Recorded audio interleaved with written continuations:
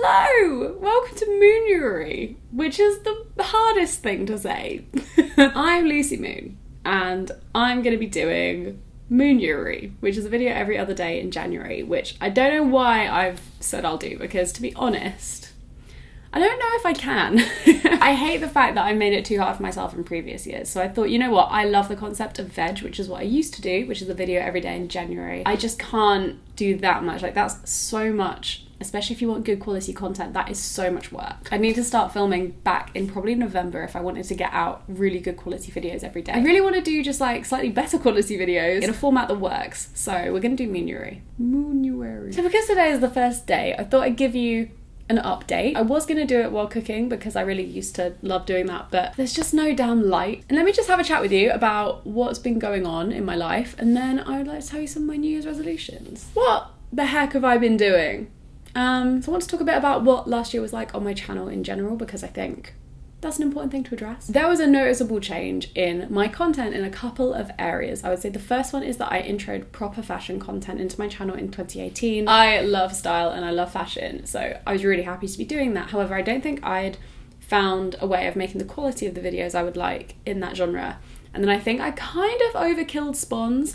And I'm being really real here, I felt I did overkill on spawns. I come out of 2017, which was a year where I've been unable to make any money on sponsorships, really. I made very little that year because I was in a really difficult contractual situation that kind of held me at ransom. And then I went into 2018 and I was worried about money. I was worried. So I signed a bunch of long-term deals and did as much work as I could. And I went in with this fear mentality, which I'm kind of still in.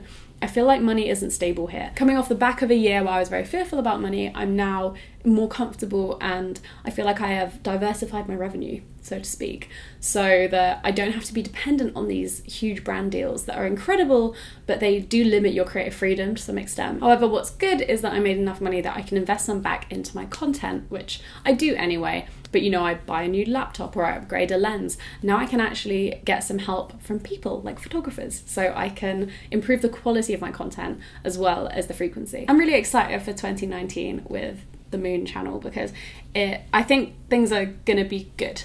I just have a really positive feeling. I think as well towards the middle of the year I really lost my drive with YouTube stuff, which is so easy to do. I've been really glad to have a bit of this time off so I could just like recoup and think about what I'm gonna do, how I'm gonna approach it. Because I do love making videos. I love making videos. I think it's just the best thing in the world. But there are a lot of pressures as an individual creator to make the most content, the best content. Also, we're now competing with these huge news outlet channels like Refinery29 and Complex. And so there's this whole other level of competition because these guys are full big companies, multiple employees. They can put out a video every day if they wanted. If you're sticking around and you're watching a personality channel like me, thank you.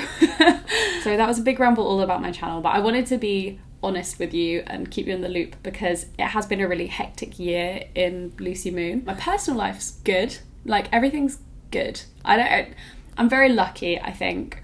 This year has been good to me. Going into January, what is going to change? Well, let me tell you about that. So a big thing for me was making better videos, more frequent videos. That is like number one priority.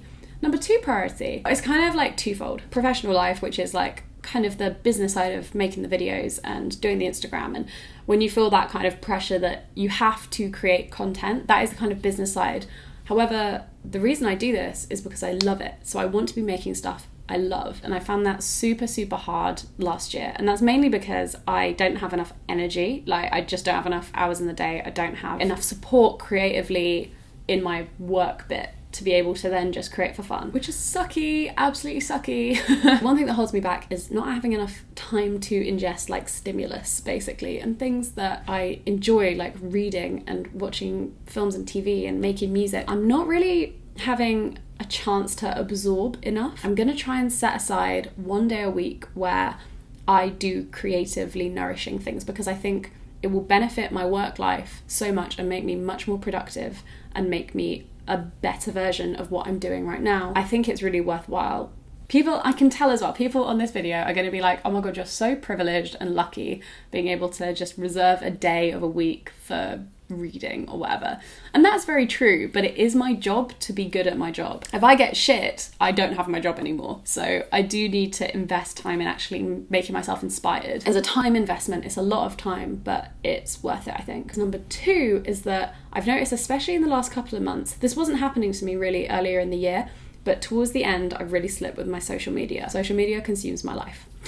That's so annoying. I can't tell you how frustrating it is. You're like looking at your phone, you're like, I've been on Twitter for I don't know how long, literally just scrolling, looking at the explore pages and the search page, and it's just empty, vapid stuff. And it's the same with Instagram. I've put the timer on my Instagram now that tells you how long you've been on, and every time I reach an hour a day, which I do every day, it's like pop up, you've spent an hour on Instagram today. And Instagram's a bit different because I really love it as an app. I think I've curated it down to be like good people that I follow. I'm seeing a lot of good stuff, and also I'm working on Instagram a lot as well. Like some of that time's work time every day. But Twitter is just me on the toilet, or just me having a break for lunch. And I'm gonna curate my social media feeds down a lot. I'm taking a lot of inspiration from my friend Taha, who really understands how to kind of cut your internet activity on social media down to like a very small amount. I'm gonna consult him and ask him for some advice. I'm gonna mute and unfollow lots of people, mute a lot of words on Twitter. And this is the other thing about Twitter that really bugs me, is that I get my news from Twitter. Why am I getting my news from a social media app? We know how this ends. We had an example in 2016 of what happens when people get their news from social media, and it's bad. I don't know why I'm letting myself do it. I'm going to work out a way where I get my news in other ways, whether that means subscribing to newspapers, getting them delivered to my door potentially. That would be really good. Subscribing to certain news apps, trying to get a rounded, intelligent view of the internet with fewer opinions, because a lot of the news I consume is through Twitter, is through Instagram, through whatever, and it's always presented alongside an opinion of someone I know, or a lot of the time someone I don't know, who might have my political leaning or might not, but it doesn't matter. I'm still getting faced with like bam, opinion. I don't know if that many opinions constantly fed to you every day is that healthy. I want to be able to make my own, you know? So I'm basically going to have like a spring clean of my social media accounts and just try and curate down what I view. I did pretty well with my New Year's resolutions this year. Like I've got up earlier and on time more. That was a really big one for me. I've been so much more productive, but you know what that was? That was all the gluten.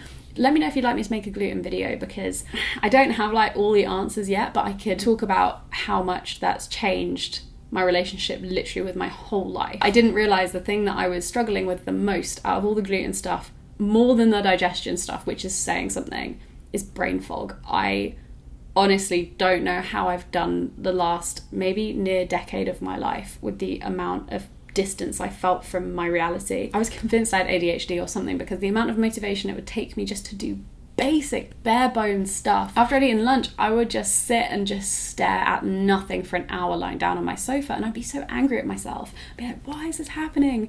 It's because, and I didn't realise this at the time, whatever's going on in my digestion was shutting down my body. Until I had to re-eat gluten again recently for the testing, I haven't struggled with my motivation or procrastination at all this year. And it's just because of my dietary change. So if you're struggling with something like that, I'd really consider looking at what you're eating, because I would never have thought that that would be the cause of what was going on in my brain. But so yeah, it's all about consuming more culture, gang.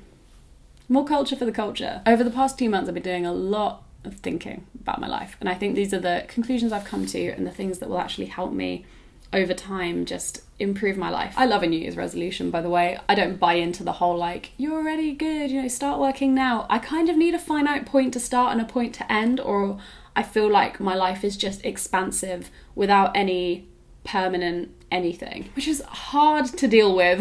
You could take a shot every time I say because of my job, but because of the nature of what I do, I don't have like promotions. I don't have, oh, here's a success marker, really. Like, it's very hard. You're kind of doing this all the time. You're never doing like this.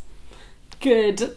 Lucy, with the metaphors that aren't metaphors. It's very hard to keep a track of what you're doing. So I think when you set goals and you set parameters and then you complete things within parameters, that helps me personally a lot. Right then, I'm gonna go and maybe read, maybe watch a film or something, because it's still officially my Christmas break. It's not really. When do we get Christmas break? I'm going to go and edit a video. So, yeah. Happy Moonuary. Okay, bye-bye. I love you lots. I'll see you in a day or two. Boop.